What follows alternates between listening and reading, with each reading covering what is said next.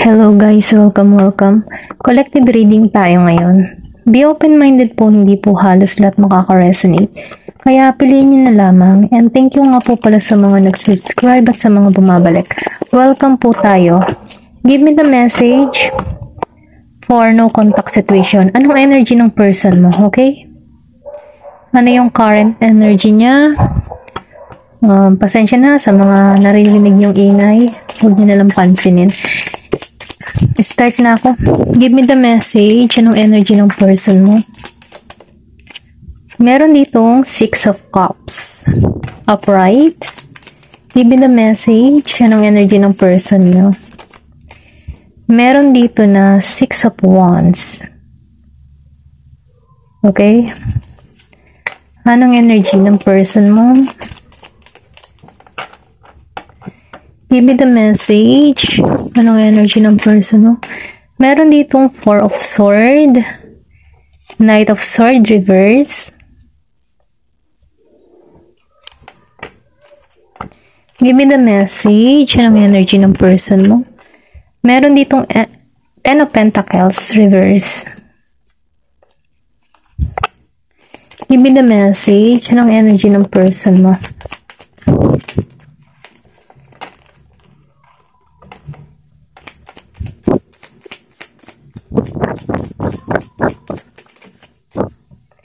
Meron ditong Wheel of Fortune reverse, 10 of Swords reverse, and 5 of Cups reverse. Okay? Meron ka ditong person, Scorpio, Cancer, and Pisces, Aries, Leo, Sagittarius, Gemini, Aquarius, and Libra, and Virgo, Capricorn, and Taurus. Okay? Nafe-feel ko dito, sa 6 of Cups. Naalala ka ng tao nito. Yung tipo na yung bawat sandali na magkasama kayo. Okay? Nakikita ko dito na ang taong mo, feeling sa'yo home, or pwedeng sabihin na meron kayong anak ng person mo. Kasi nakikita ko dito may family eh. Kumbaga, naalala ka nito. Ito lang na-feel ko. Nagkakaroon siya ng kapayapaan sa'yo. Pero ganun pa man dahil lumabas si 10 of Pentacles reverse, nagkaroon dito ng hidwaan. Kumbaga, ganito kayo before. Masaya kayo. Maganda yung samahan ninyo. Mapayapa. Pero dahil sa may pangyayari or may mga hindi inaasahan, meron ditong nawasak. Kumbaga, nafe-feel ko dito na hindi natupad yung mga pangarap niyo sa bawat isa, naputol. Maybe nangangarap kayo na bumuo ng isang pamilya, pero natapos to eh. Ito lang nafe-feel ko sa 10 of Pentacles. Hindi na-accomplish, hindi nagtagumpay, okay? Pero ganun pa man nararamdaman ko dito na itong tao nito nakakahanap ng kapayapaan sa'yo. Okay? Kung meron man ditong nangyari na kung saan pinagpalit ka ng tao nito, nafe-feel ko dito na hindi siya masaya sa piling ng tao na kinakasama niya ngayon, okay? Kasi mas nakikitaan ka niya, ngayon niya na paghahambing kayong dalawa. Kung halimbawa, for example, pinagpalit ka niya or meron na siyang kinakasamang iba, nakikitaan ko dito, meron ditong hindi nagiging masaya. Kumbaga, tapos yung isa, nararamdaman ko dito na namimiss ka, okay? Or pwede rin sabihin, naaalala ka. Naaalala yung bawat sandali na magkasama kayo. Pero ganun pa man, dahil nakikitaan ko dito na ito'y alaala na lamang. Ito lang nakikita ko, maybe naaalala ka ng tao nito kasi magpapasko na. Maybe meron kayong ginagawa ditong, yung tipong kayong dalawa, once na Pasko, meron kayong ginagawang de-decorate, mga ganun ba. Pero ngayon nakikitaan ko dito na hanggang alaala na lang tong tao nito. Okay? Ito lang nafe-feel ko. Naalala ka niya. Then dito, sa 6 of Wands and 4 of Sword, meron pa rin tong taong tong nararamdaman sa'yo. Bagamat kahit naalala ka ng tao nito, alam mo yung tipo nasagi sa isip nito na padalhan ka ng mensahe. Okay? Ito lang nafe-feel ko. Kasi nakikitaan ka ng tao nito na alam mo yun, yung tipo na lumalago ka or sabihin natin na mas gumaganda ka ngayon, okay? Gusto nito magparamdam sa'yo. Ito lang nafe-feel ko. Kumbaga nararamdaman ko dito na ikaw yung target nito. Meron siyang mga mensahe or gusto kanyang bigyan ng mensahe, pero nakikitaan ko to, nag-iisip pa. Nag-iisip pa siya sa panahon ngayon. Yung tipo bang tao mo, ano kaya, magme-message kaya ako sa kanya o hindi? Ganon, nagkukuli, nagdadalawang isip, ganon yung energy niya. Pero ganon pa man nafe-feel ko dito na sinusunod niya yung kanyang kutob or yung inner guidance niya kung kikilo siya sa'yo, okay? Nafe-feel ko dito meron pa rin tong malalim na nararamdaman or emotion sa'yo. Pero ganun pa man itong tao na ito, hindi niya pinapakita yung emotion niya. Ito lang yung nararamdaman ko dito. Kumbaga nafe-feel ko dito na mas ini-enjoy niya muna yung sarili niya. Pero ganun pa man kahit anong larangan yung ginagawa niya or pwede rin sabihin may trabaho tong person mo, mas nakapokus siya doon. Pero ganun pa man, naalala ka niya. Okay? Nakikita ko tong na gusto kanyang bigyan ng mensahe pero nagkukuli to. Maybe nahihiya sa'yo kung ano yung reaction na gagawin mo, or pwede rin sabihin na nahihiya siya na ma-reject or ayun niya ng rejection. Kaya itong tao na ito, hanggang alaala ka na lang, okay? Then dito sa Knight of Swords, reverse. Nafe-feel ko dito sa tao na ito, wala siyang lakas ng loob, okay? Kumbaga itong tao na ito, yung tipong nabahag yung buntot. Hindi niya alam, wala siyang tapang ng lakas ng loob na humarap sa'yo. Maybe matindi ang ginawa sa'yo, kaya itong tao nito pinanghinaan ng loob. Wala siyang lakas, okay? Wala siyang tapang na harapin ka. Kumbaga nafe-feel ko dito na nananatili lang siya sa kung saan meron siya. Yung tipo na nananatili lamang siya sa ganun sitwasyon. Hindi siya nagre-react, hindi siya nagawa ng the moves para sa'yo, okay? Maybe nababalitaan ka rin ng tao nito. Pero ganun pa man tinatamaan to ng hiya sa'yo. Ito lang yung nafe-feel ko. Nakikita ko dito, hindi niya kasi makita or hindi niya makita yung sarili niya na kung ano yung i-reaction mo sa kanya once na nag-message siya. Yung tipo bang siya, naguguluhan or sabihin natin, nahihirapan siya kung paano niya ipapahayag yung nararamdaman niya sa'yo, okay? Ito lang nararamdaman ko kasi meron pa rin tong nararamdaman. Hindi niya alam kung paano siya mag-i-start ng mensahe para sa'yo. Ito lang yung nararamdaman ko. Then dito, Wheel of Fortune, reverse. Dahil lumabas siya naka-reverse, nafe-feel ko ditong tao na ito, para siyang tipo na hindi mapalad sa sitwasyon. Kumbaga, nakikitaan ko dito na huminto yung oras sa tao na ito. Yung tipong huminto sa oras, yung tipo na pamala na nang wala ka sa mundo ng tao nito, huminto yung takbo ng oras para sa kanya. Okay? Kasi may nakikita akong clock. Huminto. Kumbaga, hindi nagpatuloy. Nagka-stuck siya sa sitwasyon. Ganon yung pakaramdam ng tao nito. Kasi naalala ka pa nito namimiss ka pa rin ng tao nito. Kaya lang, dahil may pangyayaring hindi naging maganda sa inyong sitwasyon, kung ano man yun, okay? Itong tao nito nahihirapan. Feeling na hindi siya mapalad, okay? Kasi nakikitaan ka ng tao nito na family. Ikaw yung family niya. Or sabihin natin na malalim yung connection yung dalawa. Pero ganun pa man, dahil sa mga pangyayari, nagkaroon dito ng lamat na kung saan humina ang kalooban ng tao nito. May hiya sa'yo, okay? Then 10 of Swords reverse. Nafe-feel ko dito na nalalampasan naman niya to. Kumbaga hindi siya nagpapasakop din dito. Kahit minsan na-stuck siya sa sitwasyon, pilit-pilit niyang tinatanggalan to, okay? Kumbaga yung tipo na nag-aalinlangan siya, nakikilos sa'yo, then mamaya babalik na naman, ay hindi ayokong mag-message. Mga ganun ba? Kumbaga nagkukuli. Kasi may pride din to mataas ang pride nito. Pero ganun pa man nafe-feel ko dito na nakakaraos to. Makakayanan naman niya sa pang-araw-araw na hindi ka makasama. Kasi itong tao nito tinutulungan niya din yung sarili niya para makamove on din sa sitwasyon. Pero ganun pa man kahit tinutulungan niya yung sarili niya makamove on sa sitwasyon, meron pa rin siyang nararamdaman sa'yo. Kaya lang lihim. Hindi niya pinahahalata na naapektuhan din siya kasi magaling siya magtago ng kanyang nararamdaman. Ito lang yung nafe-feel ko sa 10 of Swords, reverse. Then dito, 5 of Cups, reverse. Nafe-feel ko to nasa healing tong tao nito. Yung tipo na binabangon niyang muli yung sarili niya. Kasi dumating yung point na yung nagkawala kayo, nahirapan din to sa sitwasyon, kaya lang kinimkim. Okay? Ito na yung nararamdaman ko, kinimkim niya yung kanyang nararamdaman. Kaya lang, dahil kailangan magpatuloy sa buhay, itong tao na ito, pilit niyang binabangon yung sarili niya. Ito lang yung nakikita ko.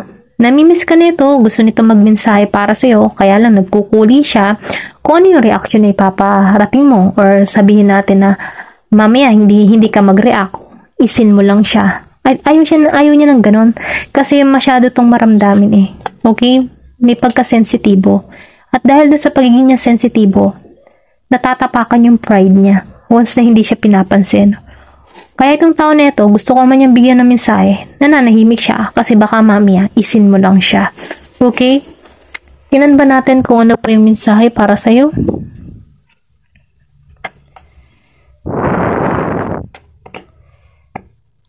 Ito na lang. Tingnan natin kung ano pa yung gusto niyang sabihin. Baka meron siyang gustong sabihin o iparating sa'yo. Ano pa yung malalim niyang nais na sabihin sa'yo. Okay? Dito tayo sa Hermit Tarot card.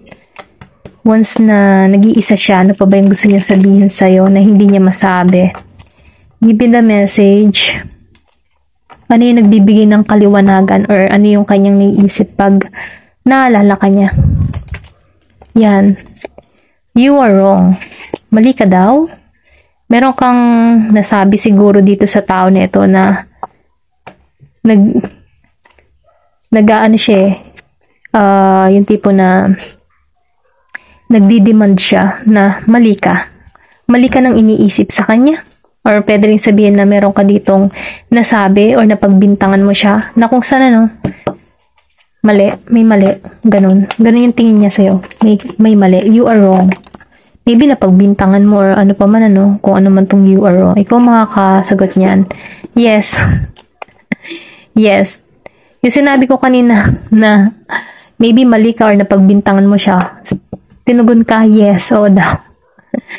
Mali ka nang inaakala sa kanya. Ito rin na-feel ko. Gusto niyang depensahan yung kanyang sarili sa'yo, okay? Na mali yung mga pinagbibintang mo sa kanya. Kaya lumabas to ng yes. Give me more information. Then dito, love me. Mahalin mo daw siya. Mahalin mo ako. Yun ang sabi niya. Mahalin mo ako. Tingnan pa natin. This love scares me. Okay, meron pala siyang takot na nararamdaman. Maybe ngayon lang siya nakaramdam ng ganitong takot sa pagmamahal, or pwede rin sabihin na meron siyang trauma in the past or meron siyang experience na hindi maganda na kung saan nadadala niya to ngayon. Okay? Give me more information kasi may takot eh. I could be your hero, baby. Ayan, meron ditong 6 and 11. Gusto niyang maging tagapagtanggol mo, baby. Yan yung gusto niyang sabihin sa'yo, okay? Give me more information. May baby pa eh.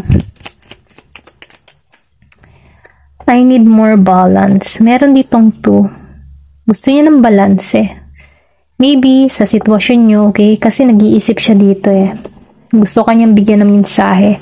Pero hindi siya makapagbigay ng mensahe kasi nahihirapan siya magdesisyon. Ito lang yung nakikita ko. Nahihirapan siya magdesisyon. Give me more information. Ayan, meron ditong sex. So, ibig sabihin itong tao na ito talagang malakas pa rin yung attraction sa'yo. Lagi nalabas tong sex. Nung nakaraan pa to ha. 18 plus, okay? Alam mo na to kung ano to. Malakas pa rin tong attraction na ito. Hindi ka pa rin ito makalimutan. Maybe napaka-importante ka na ito, or sabihin natin na namimiss niya yung bawat sandali na magkasama kayo. Kasi lumabas to. Kung ano man yung mga pinaggagawa mo, okay? Ninyong dalawa, ng person mo, ano pa man Itong tao na ito, naaalala na ito. Ito. Then dito, I just want you all the time. Talagang, itong tao na ito, parang ito rin yata nakaraan eh. Ito din yung lumabas. Ito yung lagi niyang bukang bibig, Gusto ka niya maya't maya, okay? Maybe, may kahiligan din siya. Then dito, no, I want to get you drunk. Gusto kanyang lasingin para makontrol ka niya or para makuha ka niya. Okay? Yung mga plano niya dito ay parang obsessed. Maybe obsessed sa itong person mo. Okay? Give me more information. May pagka-obsessed. I left because you told me to. Umalis daw siya kasi sinabi mo. Maybe nasabihan mo siya na, ayoko sa'yo. Lumayas ka. Mga ganun ba? Pero ganun pa man ano, dahil sinabi mo, umalis siya. Masunurin. Give me more information. Meron dito na, think before you act. Sinasabihan ka pa nito na pag-isipan mo muna bago ka mag-act or bago ka mag-react. Okay? Ito yung mensahe sa'yo. Give me more information. Meron ditong 8. Maybe mahalaga sa yung number 8. Meron ditong 15. Dalawang beses lumabas ang 15. Meron ditong 6 and 2. Pwedeng birthday mo to or birthday ng person mo. Okay? Give me more information. Meron ditong definitely. Okay? Think before you act. Definitely. Yun nasabi niya. Give me more information. Tumalsik to. You hurt me, but that's okay, I guess. Okay? Nasaktan mo daw siya. Pero okay lang daw naman. Sa tingin niya, okay lang din naman. Ganun ba? Give me more information. Okay lang daw siya saktan. Basta kanya ka lang. Ay, nako. Meron ditong strength. Ego. Oh, yung sinabi ko kanina, may ego to. Yung kanina sinabi ko na gusto nito mag-message sa'yo pero nagkukuli-kuli kasi baka mamaya hindi mo siya pansinin. Isin mo lang siya. Natatapakan yung ego niya. Okay? Kasi yun yung ano niya eh. Kumbaga sa isang lalaki, para siyang ano eh, natapakan mo eh, yung ego niya. Eh, siya yung tipong ganun. Ayaw niya nang natatapakan or ayaw niya nang siya alam mo yun, hindi pinapansin or parang tipo na yung tipo na kahit na andyan siya, yung pinakikita mo sa kanya na wala siyang silbi. Mga ganun ba? Ayaw niya ng ganun. Kaya na-feel ko kasi feeling niya wala siyang lakas or wala siyang control sa sitwasyon. Meron dito na they are waiting for you. Inintay ka niya. Mag-message ka dito. Talagang mabilis pa to sa 4. Ito lang na-feel ko. Hindi halos lahat ha. Kasi meron pa ditong tao na obsessed sa'yo. Okay? Malakas yung sex appeal mo dito sa tao na ito or attraction. I feel the same way. Pareho pa rin naman pala kayo ng nararamdaman. Kung ano yung naramdaman mo, ganun din siya. Kaya lang, hindi siya showy ng kanyang nararamdaman or maybe hindi siya sweet or hindi niya pinapakita yung mga romantic gesture, mga ganun ba? I want you to choose. Gusto ka niyang mamili. Gusto ka pa niyang mamili. Then, meron dito. Sex with you. Sex na naman. Ang ano nang dirty ng mind ng person mo. Mahilig talaga. Yun lagi ang nasa isip. Ito, words do hurt. Ang salita ay mapanakyat. Kumbaga, meron ka dito siguro sa pagiging mong prangka. Nasasaktan siya. Ganun. Give me more information. Listen to your heart. Sundin mo daw yung puso mo. Give me more information. Last. I dream about you a lot. Too much. Okay? Masyado kanyang iniisip, masyado kanyang maybe napapanaginipan ka pa ng tao nito or nagpapantasya pa sa'yo, okay? Ayan, hindi kanya makalimutan, okay? Ito lang nakikita ko, iba ka. Kaya itong tao nito, feeling broken, sobrang nasasaktan. Pero kinakaya naman niya. Gusto niya magmensahe, kaya lang yung ego ang nagko-control sa kanya. Okay? Maybe baka mamaya hindi mo siya pansin or deadmine mo siya. Doon siya nasasaktan. Maybe gusto nito humabol ka. Yung pahabulin ka. Ganun. Parating niya ha. Okay? Ayan na, hanggang dito na lamang. Thank you for watching and love and peace. Thank you for watching Glow and Peace.